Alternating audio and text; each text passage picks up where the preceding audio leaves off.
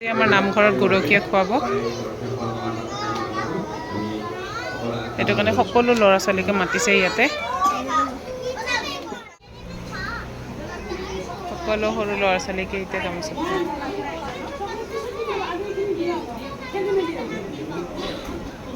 পায়স বনাই আছে